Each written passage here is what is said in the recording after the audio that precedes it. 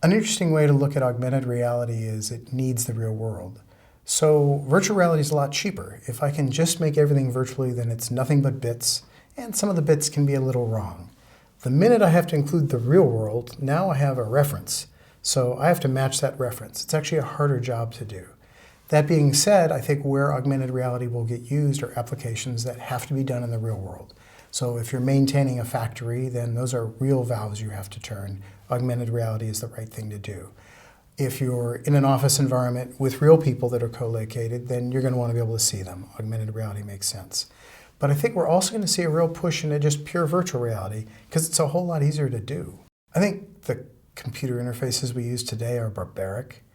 We have to use these little mice and keyboards and fill out all these little boxes just right, and I have to remember where files go. It's actually a demeaning and barbaric environment that we take for granted. Virtual reality can bring your body back to the world. I can understand the world through my body again, which is really how I'm hardwired. I'm hoping that virtual reality can get us back to a work environment that's human, that's body-based.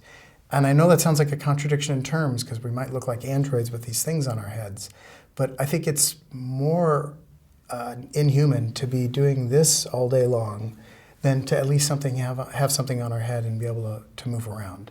So I'm really hoping that virtual reality can bring our body back to this computer environment that we are addicted to.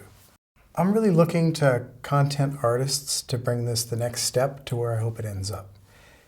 If they can make worlds that I find meaningful, if I can do work in the worlds that I find meaningful and satisfying, if I feel like I actually got something done, then I think this environment can be a really wonderful place, and I think artists are the people to create that.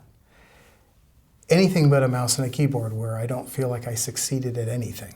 So this is my first FMX, and I found out it's its 20th anniversary. So I get to say happy 20th anniversary, and also it's my birthday, it's my first one. So it's been a wonderful experience. The people here are amazing.